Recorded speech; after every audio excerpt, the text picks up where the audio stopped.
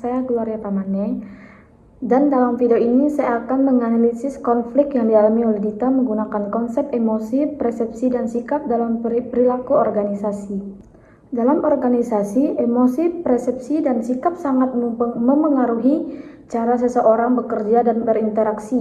Ketiga elemen ini saling berkaitan dan dapat mengaruhi aktivitas tim dalam membuat keputusan. Analisis emosi dan suasana hati.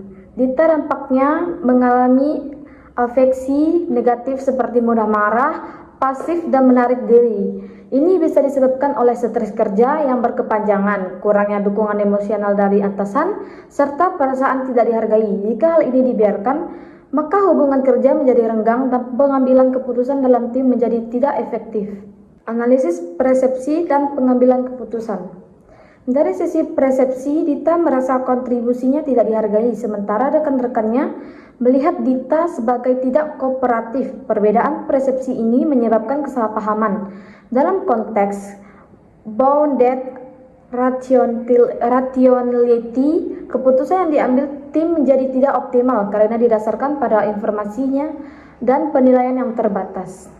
Analisis sikap dan kemampuan emosional. Sikap kerja Dita juga menunjukkan adanya penurunan kepuasan kerja dan keterlibatan. Kurangnya self-awareness membuat Dita tidak menyadari perubahan sikapnya, dan tanpa kemampuan emotional regulation, ia tidak dapat mengelola emosinya secara sehat, yang pada akhirnya memperburuk situasi kerja. Sebagai manajer, saya menyarankan 3 hal. Pertama, mengadakan sesi dialog pribadi dengan Dita untuk memahami perasaannya.